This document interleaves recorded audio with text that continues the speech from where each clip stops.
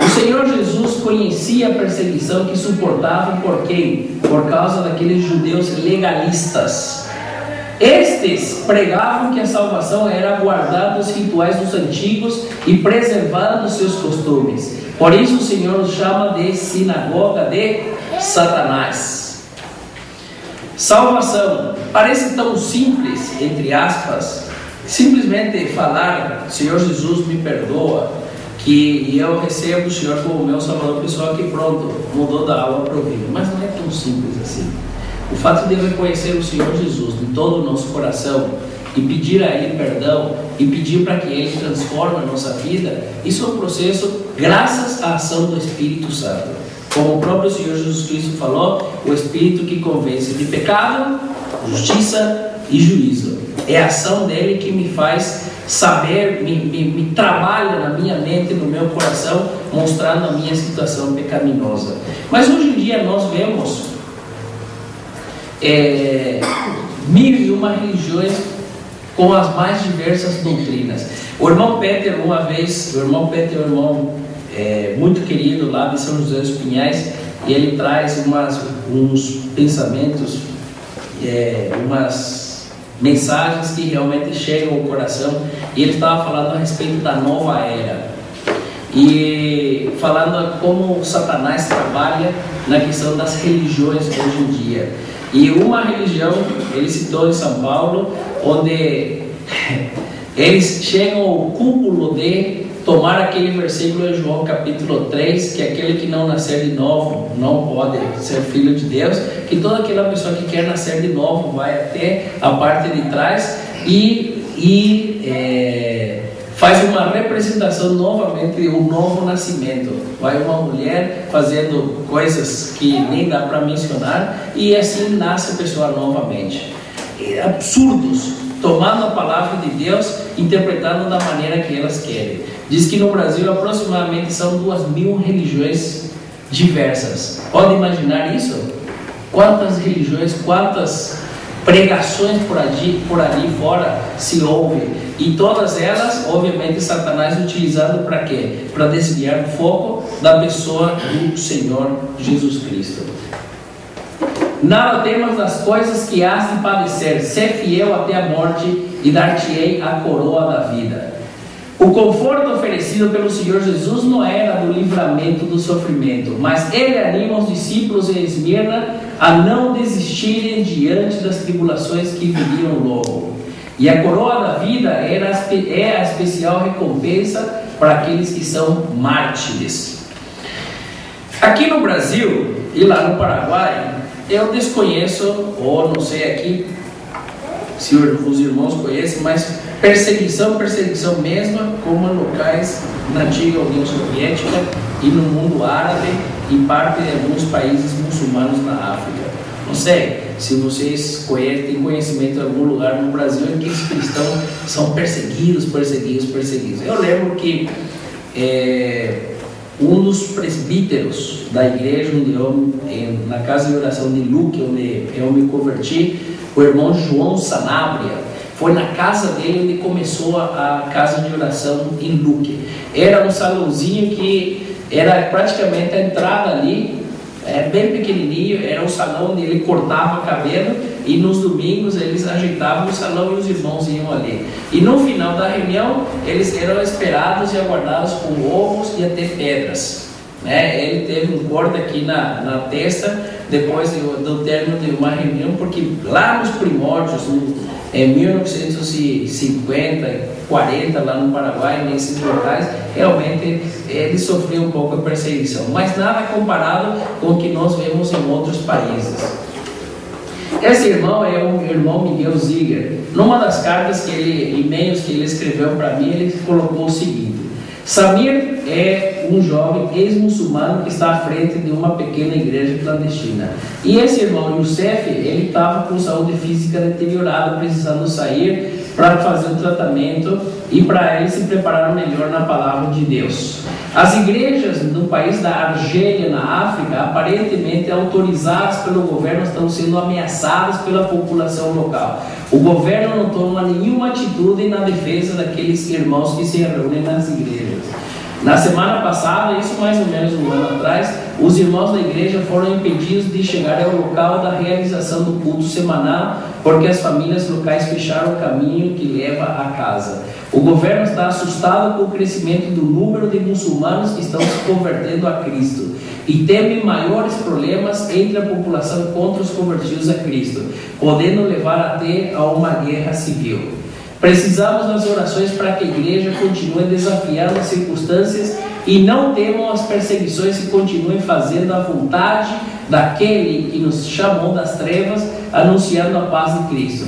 Que possamos conseguir pelo menos 3.000 Bíblias para a Argélia. Orem também pelo transporte dessas Bíblias. Temos que passar por 2 países correndo o risco de sermos revistados e perder tudo. O transporte é lento e difícil, e que o Senhor nos dê sabedoria e nos leve às pessoas certas para nos auxiliar. Continue orando pela minha família, escreve o irmão Miguel, por Divi e Isabela, que eles aprendam a amar o povo que tanto maltrata o pai deles. Para eles é muito difícil entender que, apesar de tudo que fazem, devemos continuar levando o amor do nosso Senhor.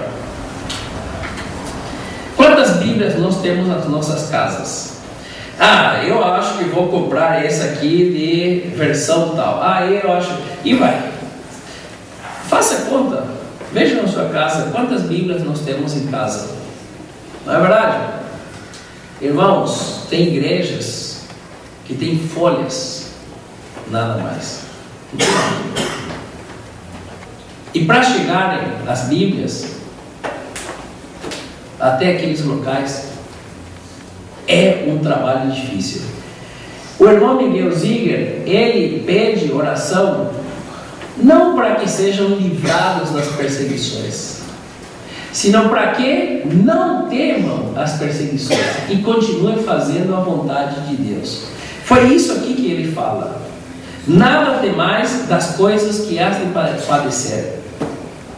O Senhor Jesus não vai livrar a igreja da perseguição em determinados lugares. Ele vai deixar que a igreja passe por essas perseguições, para que ela possa crescer mais. Agora o que ele vai dar é apoio para que elas possam suportar. E quando eu vejo isso, eu penso: o que eu estou fazendo na obra de Deus? Conheço as tuas obras. Ele conhece as minhas obras. Ele sabe se eu estou acomodado na minha casa, na minha igreja, tranquilo, como se nada acontece. Vou lá, legal, nos reunimos, a igreja vira tipo um clube, nos encontramos finais de semana, fazemos churrasco. Isso é muito legal. Agora esses irmãos, sim, ouvi falar que tem realmente. Não, eu tenho que me inteirar com eles. Hebreus fala que eu devo chorar, padecer como se eu estivesse preso com eles. Nós estamos insensíveis a esse tipo de situações. Para ter uma ideia, Brasil está aqui e Argélia está aqui. Eles saem desse lugar, passam pelo Egito e mais esse país que eu não lembro qual que é. Deixa eu ver, acho que é Líbia. Egito, Líbia, para chegar à Argélia. E as encomendas são certas. E as pessoas, se um soldado revistar, danou-se. Ele contou que um irmão, estavam 2 pessoas levando Bíblias. E quando aquele irmão notou que estava chegando e iam ser revistados, o companheiro deles, de repente, passou mal e vomitou. E o cheiro dentro ficou tão forte que quando chegou na revista, o soldado abriu e viu aquilo e cheirou: ui, pode passar. E daí depois eles falaram assim: Senhor, muito obrigado por esse vômito, porque chegou na hora certa. Coisas assim que nós pensamos que são insignificantes, mas para eles tem um significado tremendo. Irmãos, devemos sim nos preocupar com isso. E devemos perceber, graças a Deus aqui no Brasil nós temos liberdade de culto, não é verdade? Alguma vez aqui alguém veio, algum policial veio, alguém veio saber o que nós estávamos fazendo? Não, no Brasil todo, né? Existem igrejas, igrejas e assim por diante. Mas lá não. Nesses países não. O que vencer não receberá o dano da segunda morte. O vencedor demonstra a realidade da sua fé, preferindo o céu com uma boa consciência do que negar a sua própria fé. Consequentemente, não será afetado pela segunda morte. Não quer dizer que eu devo trabalhar pela minha salvação, porque salvação não é pelas obras, é pela graça. Mas as minhas obras devem demonstrar a minha fé na pessoa do Senhor Jesus Cristo. Terminando. O Senhor Jesus está vivo. Ele não está aqui, porque já ressuscitou, como havia dito. Vinde, vede o lugar onde o Senhor jazia. Irmãos, Lázaro, a filha de Jairo e o rapaz, o jovem da viúva de Naim, estavam mortos, né? A filha de Jairo, não sei quantas horas exatamente, mas algumas horas se passaram até a chegada do Senhor Jesus. O jovem da viúva de Naim estava provavelmente no segundo dia da morte dele, pois estava sendo levado para o sepultamento. E Lázaro fazia 4 dias que estava morto. Todas essas pessoas foram ressurretas com o mesmo corpo pecaminoso. Todas elas. Agora, o primeiro que ressuscitou com o corpo transformado, como diz o apóstolo Paulo, as primícias da ressurreição foi o Senhor Jesus Cristo. Ele ficou 3 dias e 3 noites no sepulcro, o sinal de Jonas. Assim como Jonas ficou 3 dias e 3 noites, o Filho do Homem também ficará 3 dias e 3 noites. E o Senhor Jesus Cristo, ele mostrou o poder sobre a morte. Quando o apóstolo Paulo escreve aos Colossenses e fala do poder que ressuscitou o Senhor Jesus Cristo, é o mesmo poder, no grego é como se fosse dinamite, um estrondo tremendo. Por isso que os próprios soldados romanos, que eram os melhores da época, se fingiram de mortos, porque eles nunca tinham visto algo igual. E tudo aquilo que, imagino eu, aquilo que eles viram, presenciaram, foi tão impactante que eles nada puderam fazer diante do túmulo do Senhor Jesus. Agora, vocês podem imaginar dar vida a um corpo morto? Só Deus, só alguém que é superior, o que dá e tira, pode fazer isso. Por isso, eu não conheço todos que estão aqui, mas se há alguma pessoa que ainda hoje não tem o Senhor Jesus como Salvador da sua vida, pense muito bem.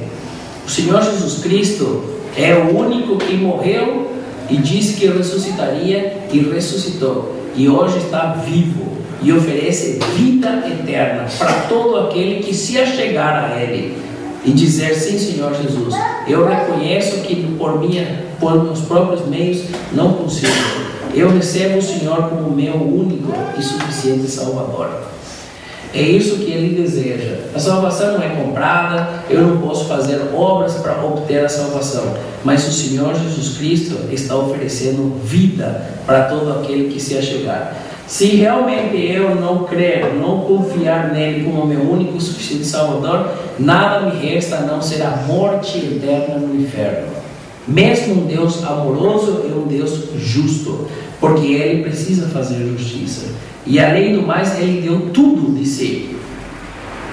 E o pecado imperdoável é rejeitar a obra do Senhor Jesus Cristo realizada por cada um de nós. O Senhor conhece o meu proceder. Salmo 139, 23. Sonda-me, ó Deus, e conhece o meu coração. Prova-me e conhece os meus pensamentos. Assim como no computador